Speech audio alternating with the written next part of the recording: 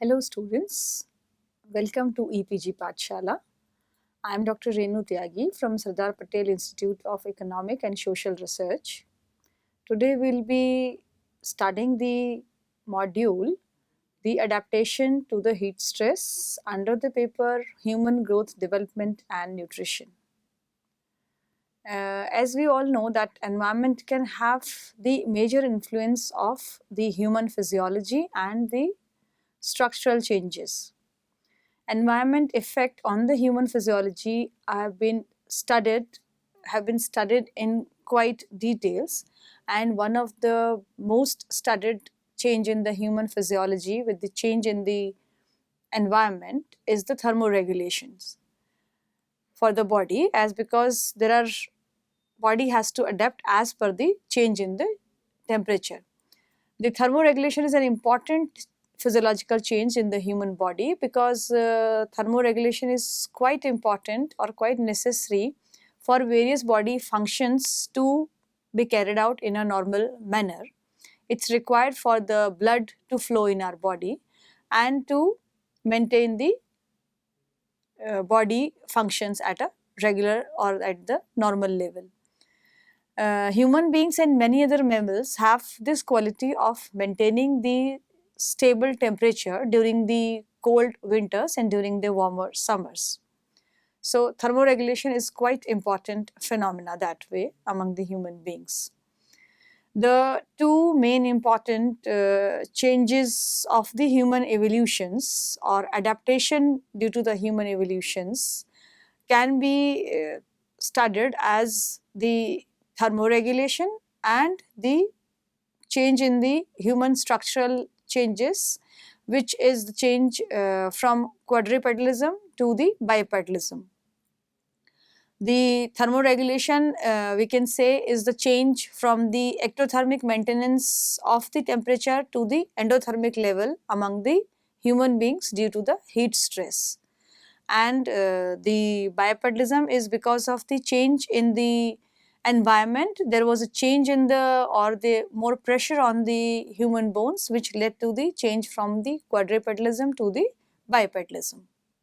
The learning objectives after finishing this module, or the learning outcome after finishing this module, would be to understand the concept of adaptation among the human beings, to understand what are the growth rates or what are the changes as per the change in the temperature in the human body, to understand the temperature regulations and the body changes, whether physiological or physical, in the human beings, and to study the association of these temperature changes with the change in the body dimensions. And in the last, to study the various governing principle which bring those changes in the growth rate, basically the Allen and the Bergmann rule, which decides or which conveys the relevance of the changes in the body functions with the change in the heat stress or the temperature changes. Adaptation is used as a general term including the acclimatization, adjustment, acclimation and the habituation.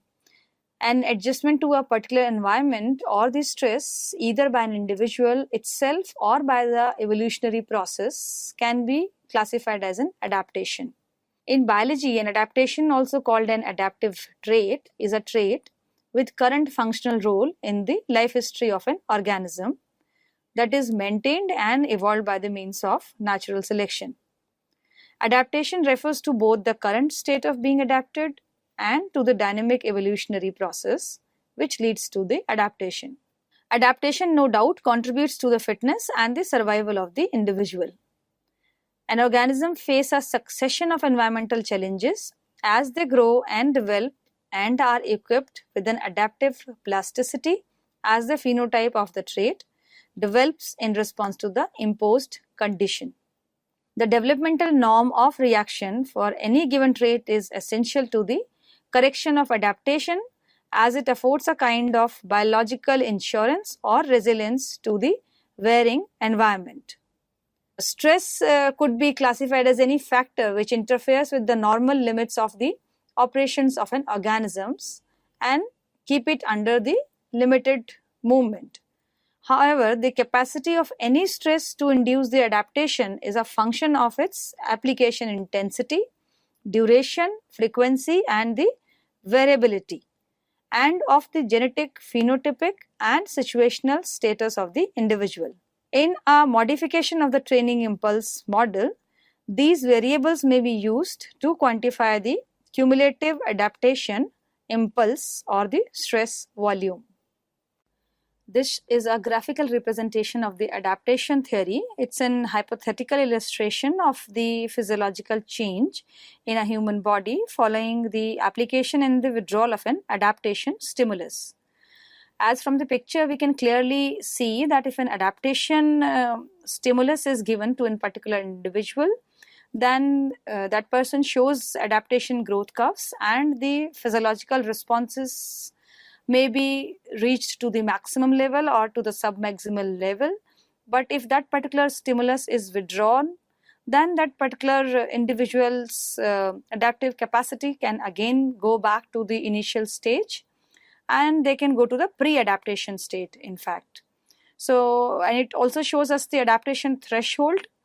If stimulus application is given, that adaptation threshold can be crossed and the adaptation could be reached to the maximum level.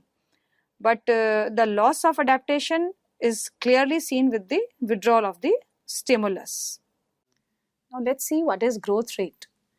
Growth rate, as the term indicate, is the change in the growth, which we can explain like when there is a change in the height of a developing or a growing child, where the height of the child changes at a particular time, and if we study those changes over a particular year, and we studied the changes from one year to the another year, so those changes which we studied over the successive years gives the growth rate of that particular child over those successive years.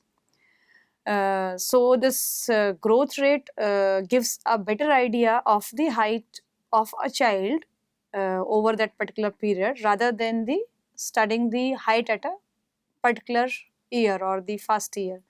So that way we can study like whether the child is growing at a normal pace or not. The velocity or the rate of growth reflects the child growth in a much conclusive or in a much better manner as compared to the height attained at a particular stage. Now let's see what is thermoregulation.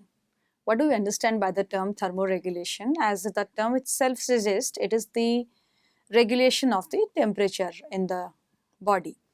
So thermoregulation is performed by the physiological control system in the human body, which is controlled by the central and the peripheral sensors and the sensor receptors in the body. The thermoregulation system need to maintain a balance between the thermogeneration and the thermolysis. That means the heat generation should equate the heat loss in the human body to maintain the temperature of about 36.5 degrees Celsius to the human body. Because then at that particular temperature level, the body works as at a homeostasis level, so that the body temperature is maintained. So human lose this thermal energy by various environmental mechanisms, which could be the convection, radiation and the sweating. This shows us the pictorial representation of the thermal regulation, that is the regulation of the temperature.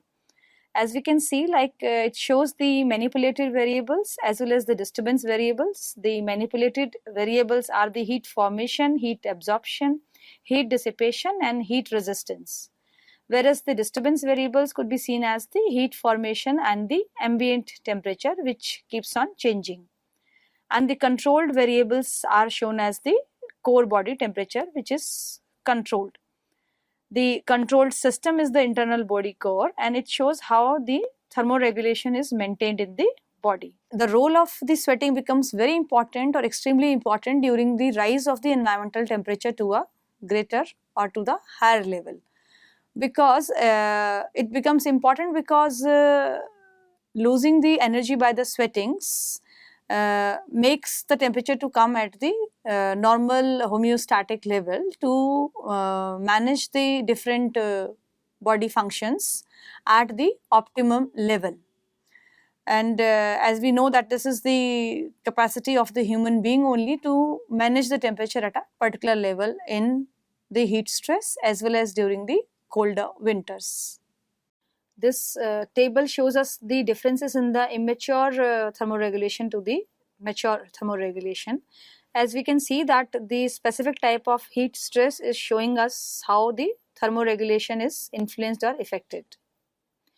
The higher surface area to mass ratio indicate that the greater heat loss in the mid and the cold environment and possibly greater heat gain in very high heat.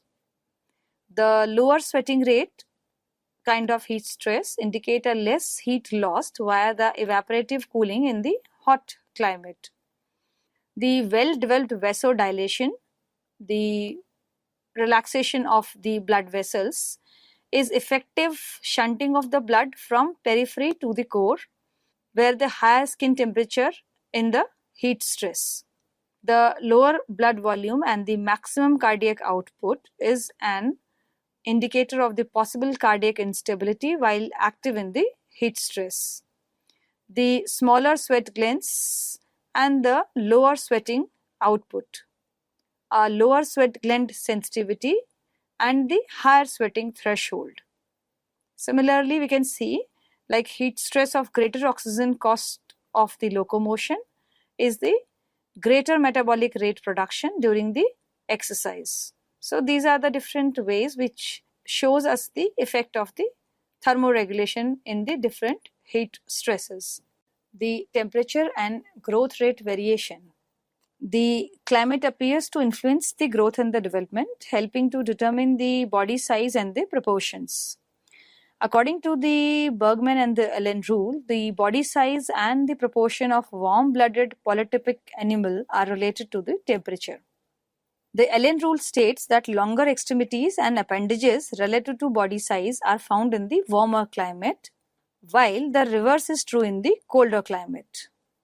On the other hand, the Bergmann rule states that a larger body size would be expected in the colder areas versus the warmer areas.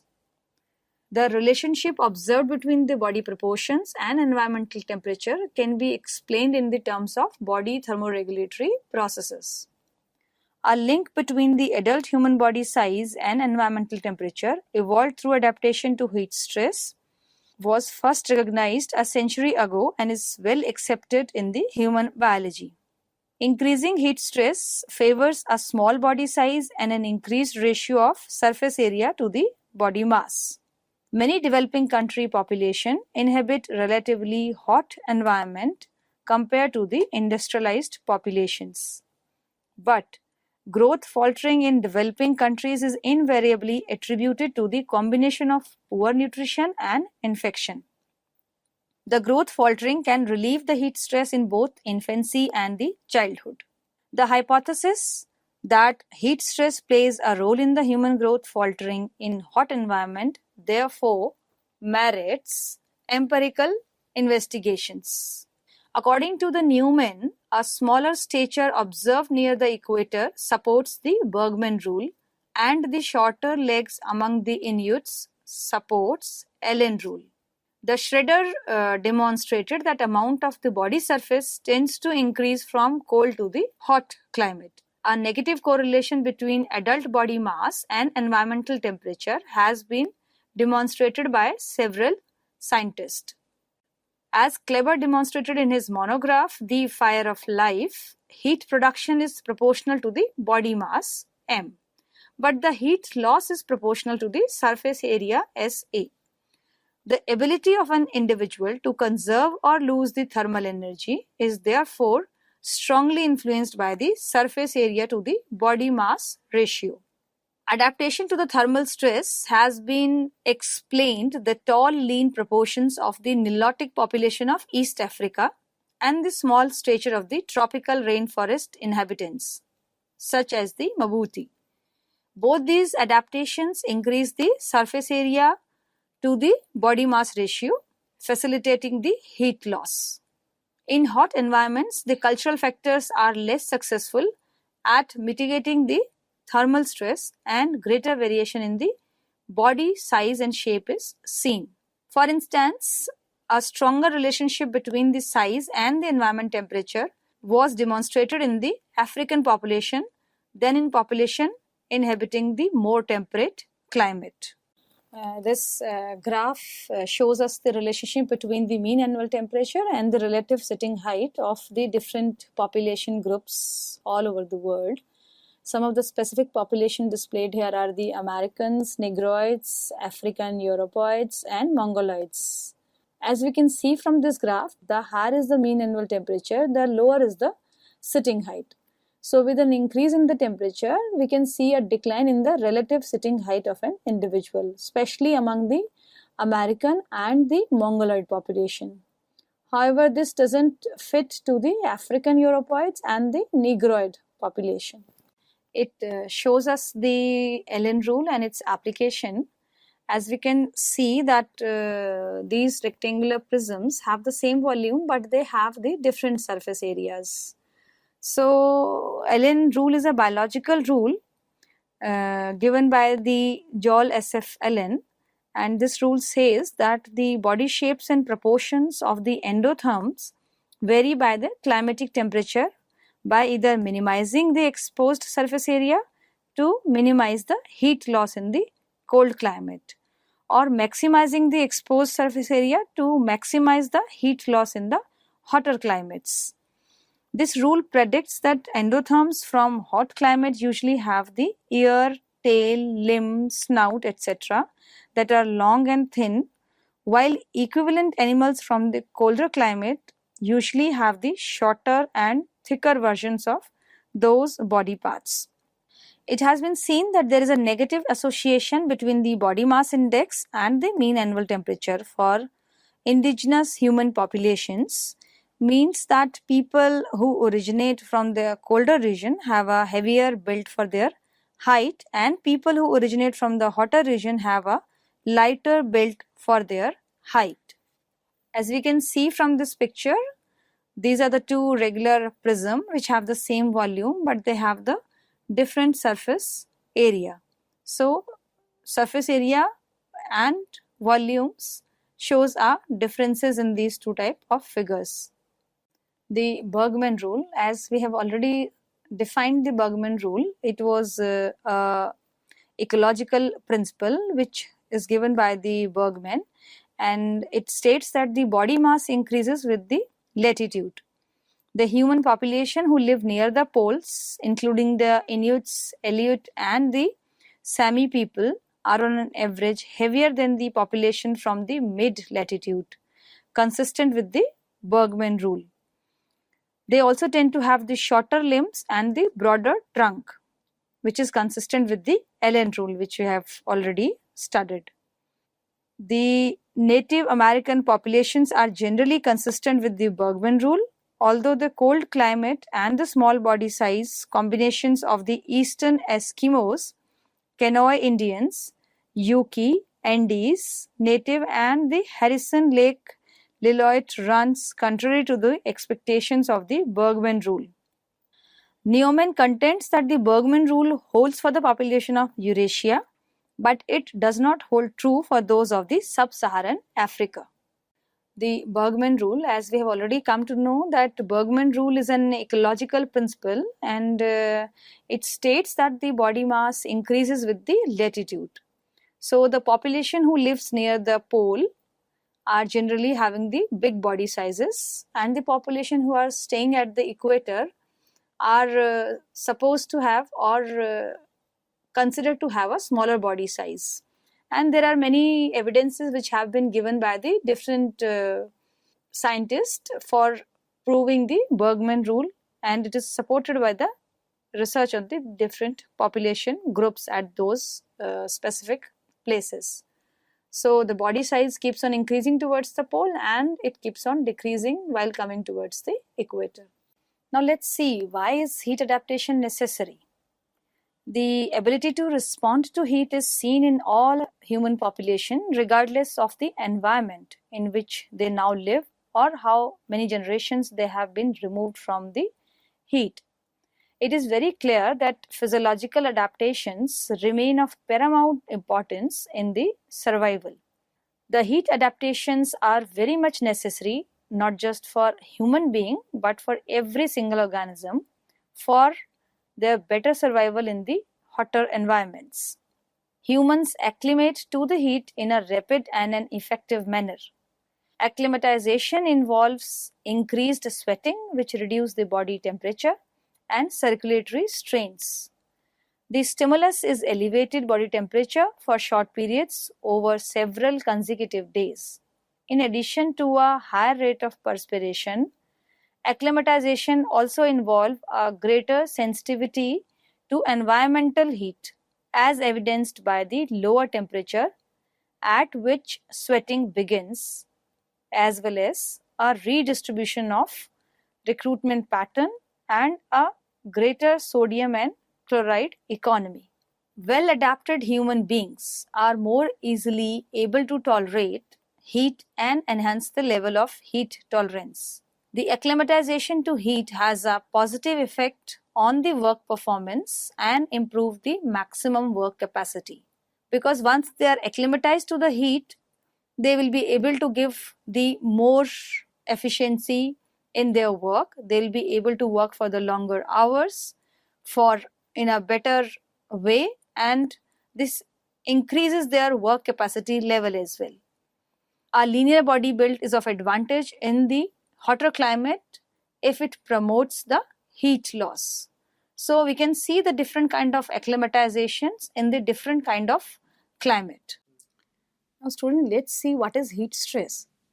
Heat stress is an environment that acts to drive the body temperature to set at a higher temperature than the body temperature level.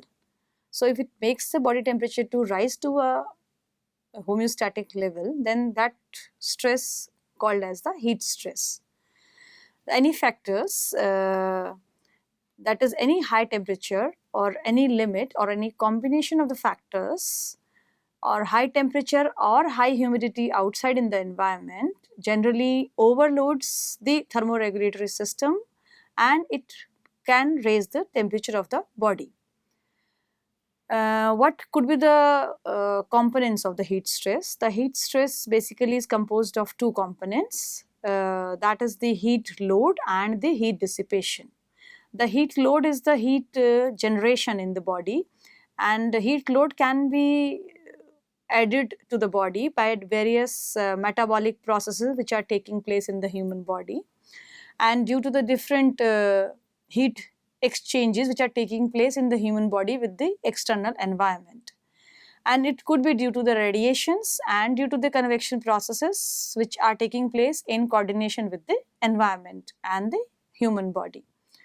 So that way that heat load keeps on increasing in the human body, and the body is supposed to maintain that heat load to have a homeostatic balance in the human body.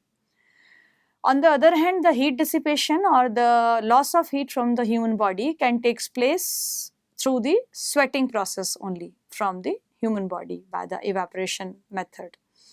So this way we need to maintain a balance between the heat load and heat dissipation to have a thermoregulatory mechanism keeps working, because once the heat stress is increased, that or heat load is increased, then the heat dissipation, then that creates a disruption in the normal body functions, especially the reproductive functions are generally quite affected due to the disbalance between the heat load and the heat dissipation.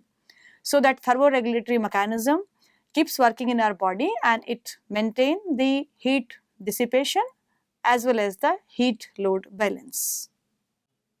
So students, let's summarize what we have learned so far in this particular module of the adaptation to the heat stress. We have learned that heat adaptation or heat acclimatization is necessary to prevent or reduce the severity of the heat illnesses or the heat stress. The adaptation to the changes in the temperature is very important, and those changes have been seen in the body dimensions and the physiological changes in the human body. And we know this is the remarkable property of the human beings of adjusting to the change in the body temperature, or adjusting to a specific level of the body temperature, to the heat stress or to the heat illness, whether that heat generation in the human body has taken place due to the environmental temperature change, or due to the excess heat generation in the human body itself because of the different metabolic processes which keeps going on throughout our day and night in our body. So human beings have the capacity to manage the temperature at a particular level, which we have discussed earlier. Similarly, the body dimensions or the structural changes in the body can also take place, like that stature, weight and the limb length are phenotypically plastic, and they have a significant environmental input, like they acclimatize themselves as per the changes from the environment or changes in the temperature in the environment which is being provided to the human body. With the physical growth, especially of the body surface area, it decreases the density of the sweat gland activated by the individual, or activated due to the excess of heat generation inside the body, and this has been proved by the various research studies as well. Similarly, a higher surface area to the mass of a particular individual, ratio of the surface area to the mass, is an good acclimatization, or it's a good indication towards the terms of the heat loss. So these are the various ways by which the heat loss or heat gain is being adjusted by the human body, and the thermoregulation is maintained in the human body. Thank you, students.